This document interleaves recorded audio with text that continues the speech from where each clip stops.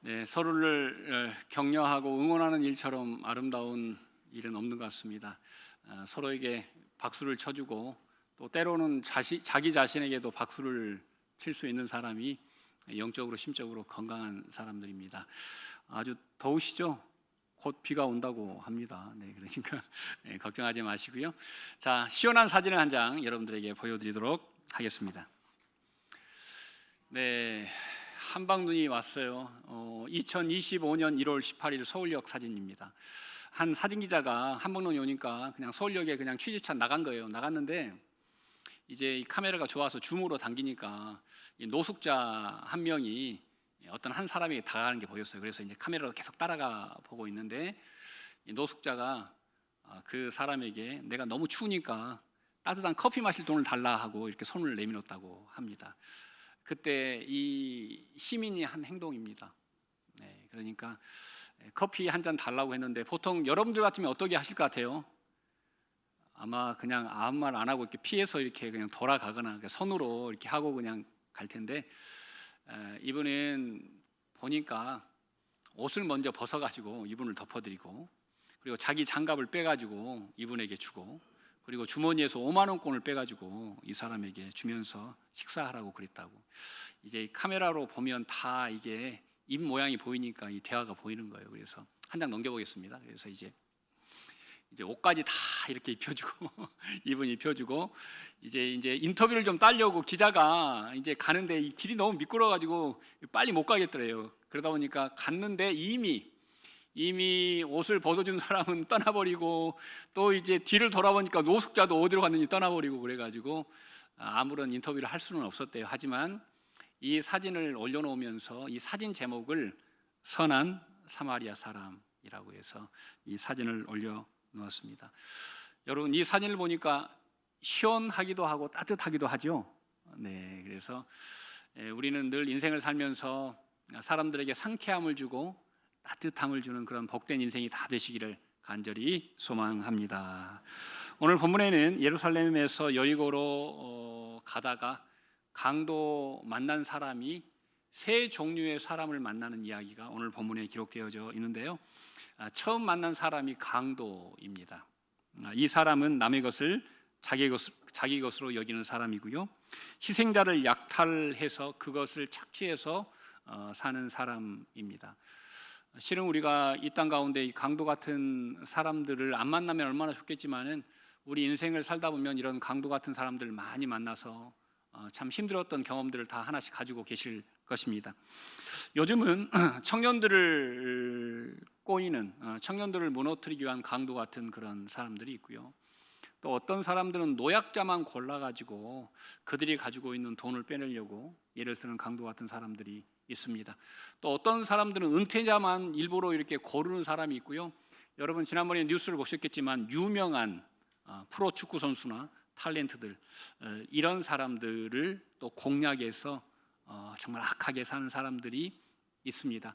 영적으로 봐도 마찬가지죠. 영적으로 강도 같은 사단이 늘 우리를 하나님을 예배하지 못하고 그리스도인으로 살지 못하고 행복하게 살 수 없도록 우리를 늘 방해하고 우리를 무너뜨리는 것들을 우리가 세상 속에서 만나볼 수 있습니다. 그럴 때 여러분 우리는 어떻게 해야 됩니까? 그냥 강도 당하고만 살아야 됩니까? 아니죠. 우리가 그 강도에게 지면 안 됩니다. 우리가 삶을 지키고 가정을 지킬 수 있는 우리 모두가 되시길 바랍니다. 또 한 가지 두 번째로 보면 레인과 제사장 같은 사람들인데요.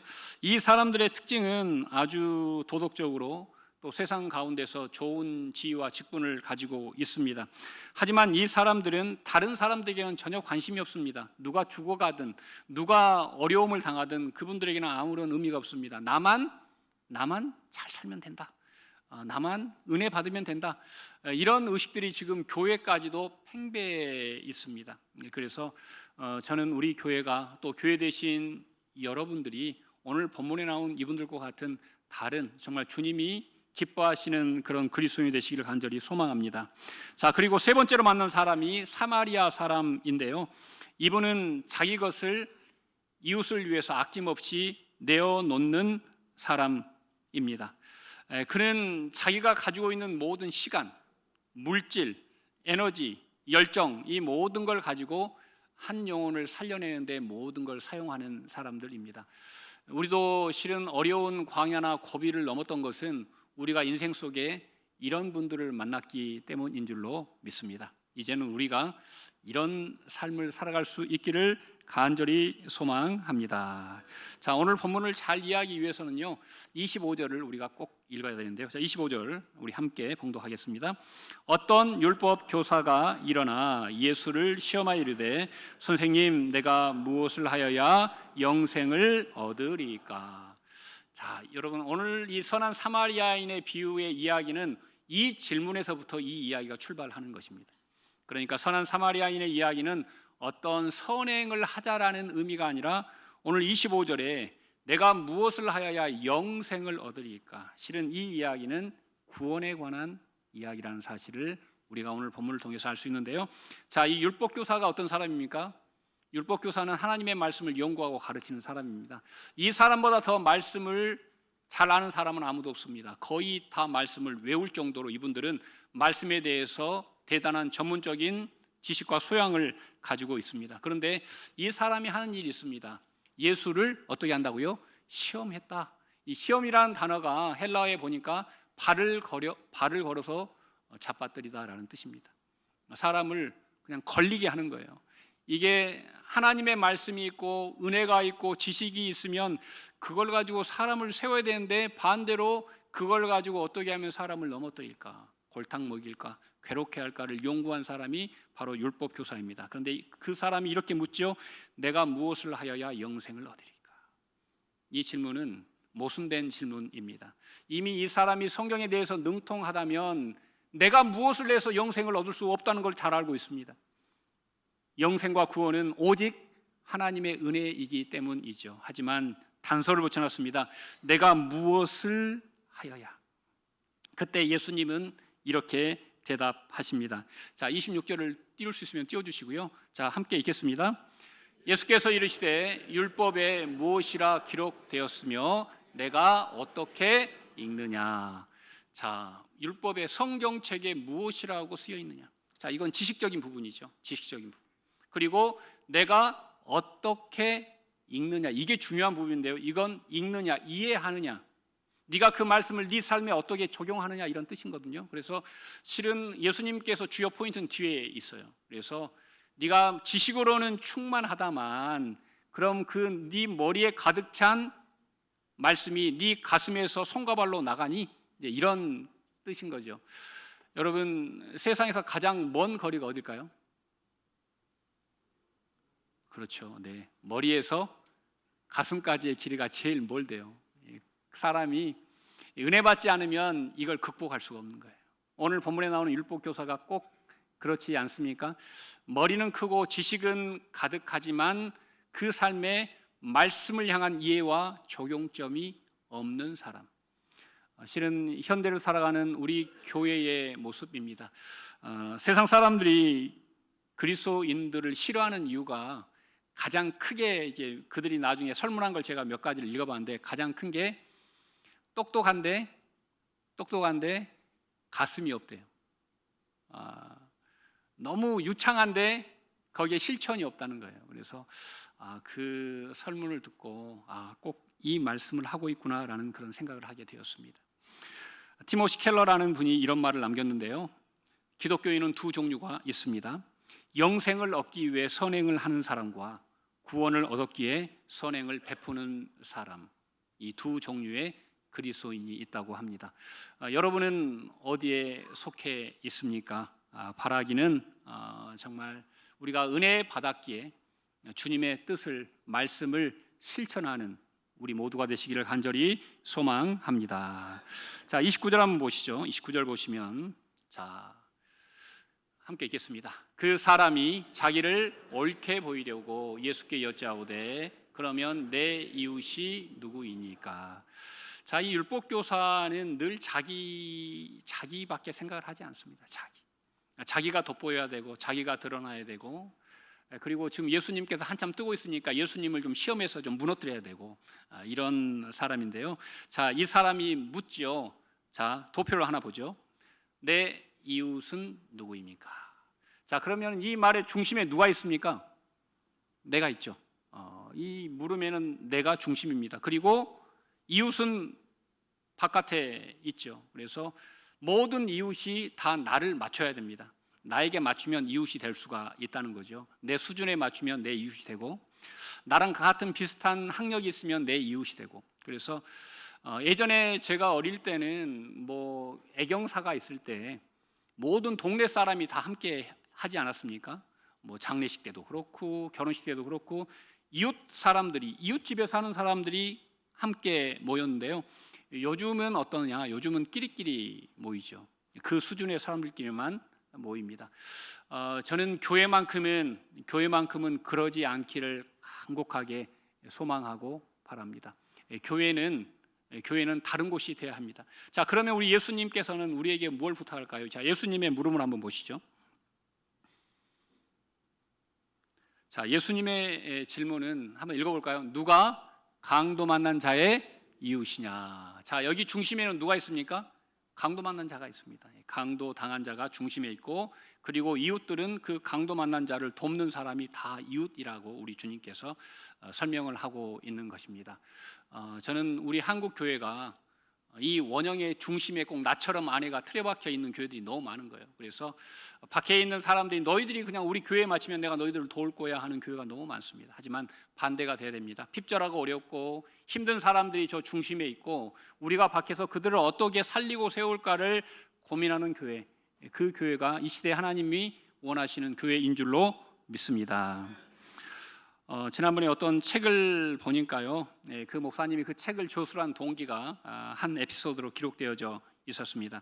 목사님이 이제 토요일에 말씀을 묵상한 걸 마무리를 타이핑을 하고 있는데, 그날따라 은혜가 충만해서 너무 타이핑이 잘 되는 거예요. 그래서 막 이렇게 말씀을 혼자 은혜 받으면서 막 이렇게 타이핑을 하고 있는데 누가 노크를 합니다. 봤더니 거린이 찾아왔어요. 거린이. 그래서 이렇게 뭘 달라고 요청합니다. 그때 목사님이 너무 화가 나더래요. 아니, 지금 한참 은혜 받고 말씀을 줄줄 쓰고 있는데 맥이 딱 끊겨버린 거예요. 그래가지고 화가 나가지고 그 사람의 소리를 지르고 쫓아내버린 거예요. 그런데 그로부터 한 일주일 후에 그 거린이 죽었다는 소식을 전했었습니다. 그리고 그 목사님은 큰 충격을 받게 되고 잠시 목회를 쉬게 됩니다. 내가 설교가 더 중요한가? 아니면 그때 내가 문을 열고 그 사람을 맞아들이고 음식을 대접하고 격려하고 필요한 것들을 물어본 게 맞았는가? 그는 많은 후회와 회개를 하면서 책을 한 권 냈는데요. 그 책을 아마 읽어본 분도 계실 것입니다. 예수님이라면 어떻게 하셨을까? 이 책을 이분이 쓰게 됩니다. 여러분, 우리도 마찬가지입니다. 우리도 늘 내 중심적으로 사는 게 나도 모르게 이렇게 습관이 되어 있거든요. 저도 그런 것 같아요. 저도 목사지만 늘 내 중심적으로 이렇게 생각하고, 뭔가 이렇게 문제가 생기면 왜 이 일들을 이분들이 다 해결을 하지 못하고 나에게 어려움을 줄까, 막 이런 생각이 막 머리에 막 이렇게 떠오를 때가 있어요. 오늘도 주보를 보니까 저는 분명히 39번 시편 95편으로 올렸는데 38편 95편이 딱 뜬 거예요. 저는 주보를 볼 때부터 저는 시험 받아가지고 하루 종일 이 생각이 제 머리에서 막 떠나지 않은 거예요. 우리 교인들은 아무도 신경 안 쓸 거예요. 그게 무슨 의미가 있어요? 뭐 글자 한자 틀리는 게 무슨 의미가 있어요? 근데 이게 저는 모든 걸 막 이렇게 사로잡고 막 저를 막 끌고 막 내려가는 거예요. 그래서 정말 너무 힘들 정도로. 여러분, 우리 인간은 제가 보니까 이렇게 나약하고 연약한 사람일 수밖에 없다라는 생각이 듭니다. 우리는 그럴 때마다 우리는 어떤 질문을 해야 된다고요? 예수님은 이때 어떻게 하셨을까? 제가 한번 생각해 봤어요. 예수님은 이 주보를 보고 어떻게 생각했을까? 잘 됐네, 잘 됐어. 더 기억력이 좋겠다. 더 한번 곱씹어 볼 수 있고 좋겠네. 아마 우리 예수님은 이것 또한 사랑으로 긍정적으로 받으실 줄로 믿습니다. 우리에게 오는 많은 이런 여러 가지 영향력들이 있는데요, 저는 그런 것들을 우리 힘으로는 선하게 바꿀 수 있는 힘이 능력이 없다. 오직 우리 주님 외에는 그 바꿀 능력이 없음을 고백하게 되었습니다. 우리 주님께 더욱더 가까이 가는 우리 모두가 되시기를 간절히 소망합니다. 자, 30절 한번 띄워주시고요. 30절 한번 보시죠.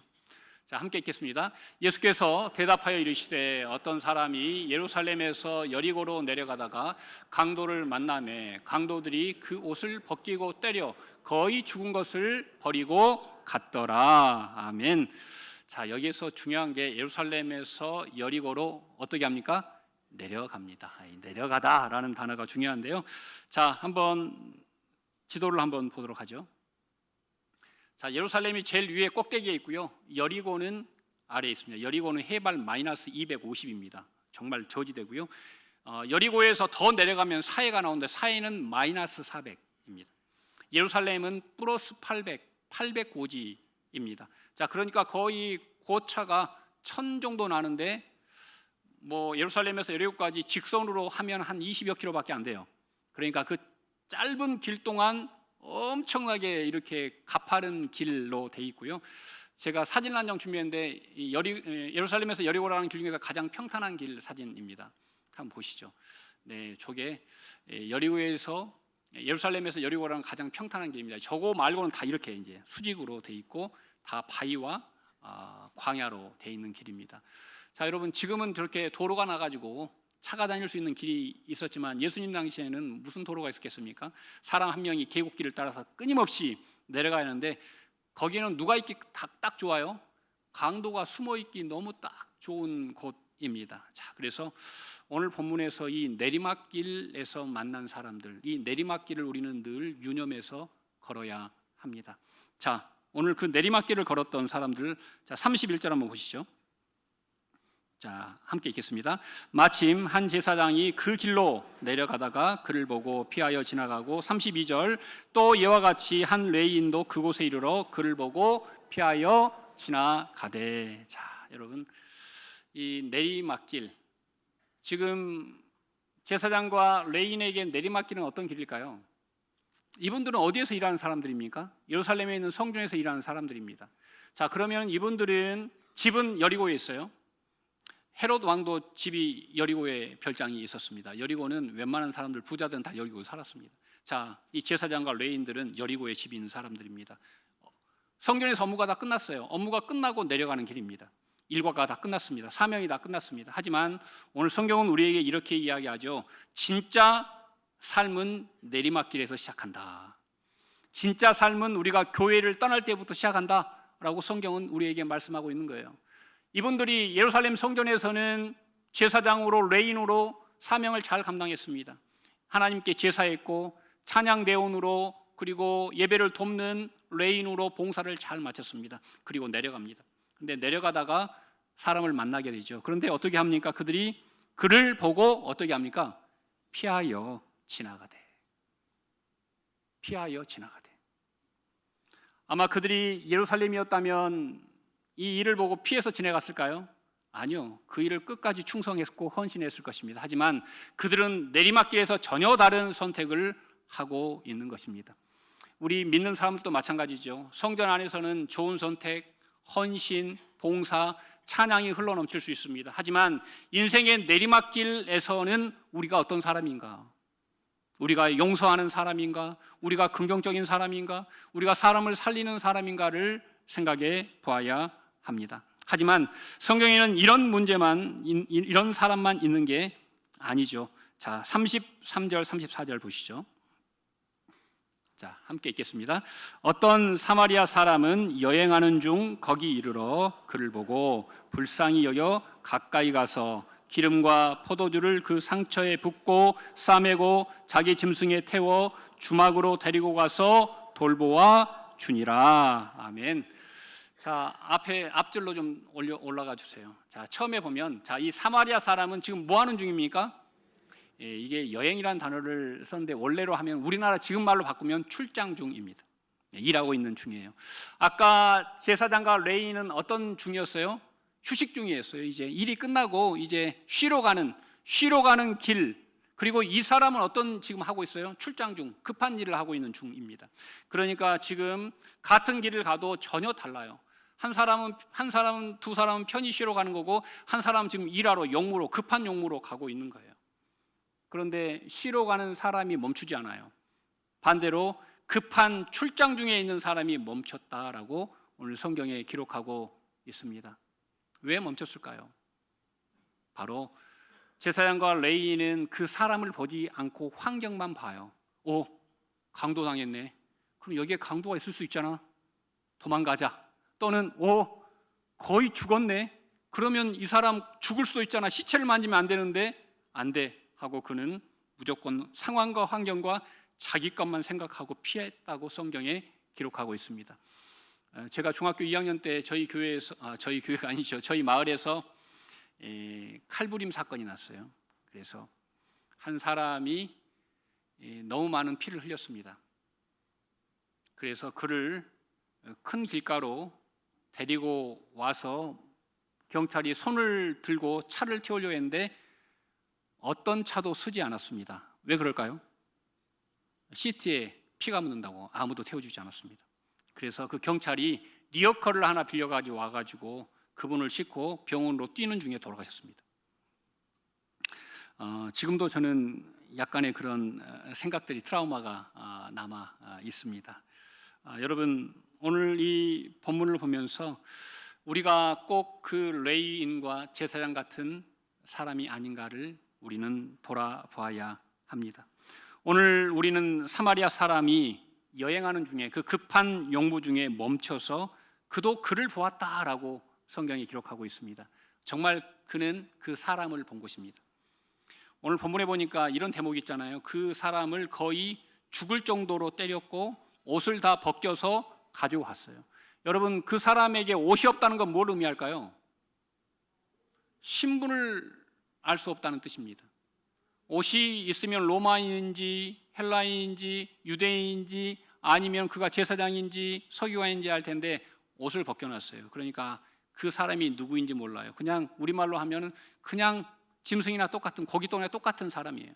그걸 보고 제사장과 레위인은 나와는 상관없어 라고 돌아섰고, 오늘 본문에 나오는 사마리아인은 그에게 가까이 가서 그의 마음의 방향, 물질의 방향, 시간의 방향을 온통 그에게 쏟았음을 오늘 성경은 우리에게 증언하고 있습니다. 사랑하는 우리 모든 성도 여러분, 우리의 삶은 어떤가 우리는 기억해 봐야 합니다. 우리는 늘 이런 삶을 보면서도 우리는 이것과는 반대의 길을 가지 않나라는 생각을 해 보아야 합니다. 자, 우리 36절 한번 보시죠. 36절. 자, 띄워주시고 함께 읽겠습니다. 자, 시작. 내 생각에는 이 세 사람 중에 누가 강도 만난 자의 이웃이 되겠느냐. 아멘. 자, 주님께서 누구에게 물으셨습니까? 율법 교사에게 물었습니다. 자, 이 세 사람 중에 누가 강도 만난 자의 이웃이냐. 여러분, 율법 교사가 이 답을 알까요, 모를까요? 여러분은 답을 알겠습니까? 답이 뭡니까? 사마리아인이죠. 자, 37절 보시죠. 답을 한번 보시죠. 자, 함께 읽겠습니다.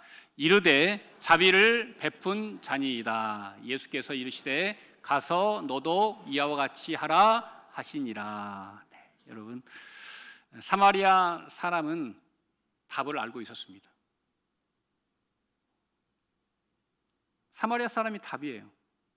그런데 이 유대인, 특별히 율법교사는 사마리아 사람이 원수예요. 부정한 사람이에요. 부정한 민족이에요. 우상을 숭배하고 있는 사람이 하나님을 버린 민족이라고 생각했어요. 그래서 자기 동족이지만 가장 미워하는 사람이 사마리아 사람입니다. 그래서 답을 알고서도 대답을 하지 않고 그냥 자비를 베푼 사람이라고 대답을 합니다. 예수님께서는 지금 참된 이웃이 누구냐에 대해서 말씀을 가르치고 계시는데 끝까지 이 율법교사는 예수님의 뜻을 곡해하고 받아들이지 않는 모습을 보이고 있습니다. 여러분, 우리는 어떤가요? 우리에게 내가 찾아야 될 참된 이웃은 누구인가요? 우리는 그 부분을 생각해 보아야 합니다. 제가 좋아하는 목사님 중에 한 분이 특별한 일을 하시는데요. 그분은 우리가 생각할 때 이웃이 아닌 사람을 찾아다니는 분입니다. 예를 들어서 요즘 그분이 최근에 보니까 뭐 여러 매체에도 소개가 됐더라고요. 이석준 선장이라고 기억하십니까? 세월호 선장이셨죠. 이분이 무기징역을 선고받고 현재 순천교도소에 있습니다. 모르셨죠? 네, 순천교도소에서 아마 이분은 여생을 거의 다 보낼 건데요. 그분을 찾아가는 일을 그 목사님이 하시는 거예요. 그분을 찾아가고 영치금을 넣어주고 편지 쓰고, 그래서 감사하게도 편지를 쓴 지 3년 만에 답장을 받습니다. 그리고 그 답장에는 이런 큰 두 가지 이슈가 있었는데요. 첫 번째는 제가 이 교도소 안에서 예수를 믿게 되었습니다. 그리고 제가 이 남은 시간을 여기에서 회개하는 시간으로 가지려고 합니다. 그리고 다 저를 잊어버렸는데 저를 기억해 주시고 이렇게 편지 써주시고 또 면회 오시고 이렇게 영치금을 넣어주셔서 감사하다는 그런 서신들이 지금 이렇게 오가고 있는 걸 제가 읽어보게 되었습니다.